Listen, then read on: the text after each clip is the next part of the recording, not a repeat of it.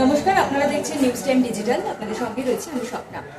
আপনারা জানেন যে গতকাল তামান্না খাতুনের মা তিনি গিয়েছিলেন রাজ্যের মুখ্যমন্ত্রী শুভেন্দু অধিকারীর সঙ্গে দেখা করতে। বিধানসভায় তিনি গিয়েছিলেন। আর শুধুমাত্র তামান্নার মাই নয়, গতকাল আনিস খানের পরিবার তারাও গিয়েছিলেন। সঙ্গে ছিলেন সিপিআইএম নেত্রী মীনাক্ষী মুখোপাধ্যায়। তার আগে আপনাদের জানিয়ে রাখবো, আপনারা জানেন ইতিমধ্যে যে গতকালই বিধানসভা থেকে একেবারে সুর চড়িয়েছিলেন রাজ্যের মুখ্যমন্ত্রী শুভেন্দু অধিকারী। তিনি ধরে ধরে বলেছেন যে সরকার বদল হয়েছে, এবার তামান্না বিচার পাবে, অভয়া বিচার পাবে। এবং তারপরেই দেখা যায় কিছুক্ষণের মধ্যেই তামান্নার মা এবং সিপিআইএম নেত্রী মীনাক্ষী মুখোপাধ্যায়, আনিস খানের পরিবার, তারা দেবব্রত দাস, তারাও পৌঁছে যান শুভেন্দু অধিকারীর সঙ্গে, অর্থাৎ রাজ্যের মুখ্যমন্ত্রী শুভেন্দু অধিকারীর সঙ্গে দেখা করতে তারা পৌঁছে যান এবং বিচার চাইতে তারা পৌঁছে যান। এবং সেখান থেকেই সব থেকে গুরুত্বপূর্ণ মোড় যেটা, যে তার 24 ঘন্টা কাটতে না কাটতেই দেখা গেল যে তামান্না হত্যাকাণ্ডে আরো দুই অভিযুক্তকে গ্রেফতার করা হলো। অর্থাৎ 24 ঘন্টা কাটতে না কাটতেই আরো দুই অভিযুক্তকে গ্রেফতার করা হয়েছে। পাশাপাশি আপনাদের জানাবো যে দেবব্রত দাস 2018 সালে পঞ্চায়েত নির্বাচনে সিপিআইএম এর প্রার্থী হয়েছিলেন এবং তারপরেই 13ই মে এই দেবব্রত দাস এবং তার স্ত্রী উষারানী দাস দুজনকেই পুড়িয়ে হত্যা করা হয়েছিল, পুড়িয়ে মারা হয়েছিল দুজনকেই।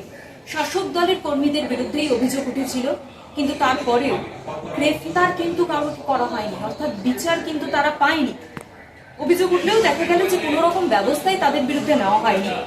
এবং গতকালই দেবব্রত দাসের ছেলে তিনি যান শুভেন্দু অধিকারী, অর্থাৎ রাজ্যের মুখ্যমন্ত্রী শুভেন্দু অধিকারীর সঙ্গে দেখা করতে এবং অভিযোগ করেন যে তার বাবা মায়ের বিচার হয়নি। তারপর দেখা গেল যে 24 ঘন্টার মধ্যে 10 জনকে গ্রেফতার করা হয়েছে।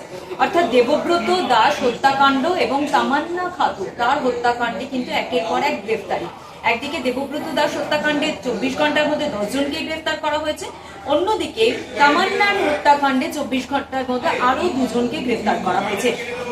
জানি রাখবো আপনারা জানেন 2025 সালে, অর্থাৎ গত বছর 23শে মে কালীগঞ্জে বিধানসভা উপনির্বাচনের ফলাফল, অর্থাৎ ফল প্রকাশের দিন বিজয় মিছিল করছিল তৃণমূল কংগ্রেস, অর্থাৎ প্রাক্তন সরকারে যারা ছিলেন তারা বিজয় মিছিল থেকে বোমা ছোড়ে এবং সেই বোমার আঘাতে নিহত হন 9 বছরের শিশু নাবালিকা তামান্না খাতুন।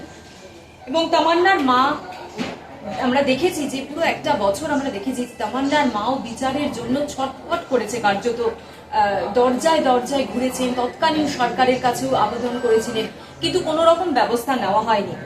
এবং গতকালই তামান্নার মা মুখ্যমন্ত্রীর কাছে যান, বিচার চাওয়ার আশায় তিনি যান এবং দেখা যায় তার 24 ঘন্টার মধ্যে আরো 2 জনকে গ্রেফতার করা হয়।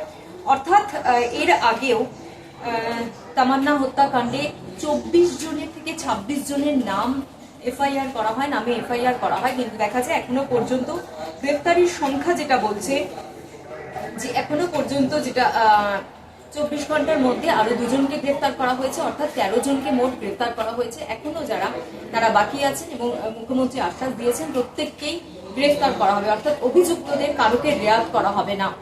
অর্থাৎ দিনের পর দিন এই অধরা ছিল এই অভিযুক্তরা এবং তারপরেই গতকালই মুখ্যমন্ত্রীর সঙ্গে সাক্ষাতের পর 24 ঘন্টার মধ্যে গ্রেফতার করা হলো তামান্না খাতুনের হত্যায় অভিযুক্ত আরো 2 জনকে।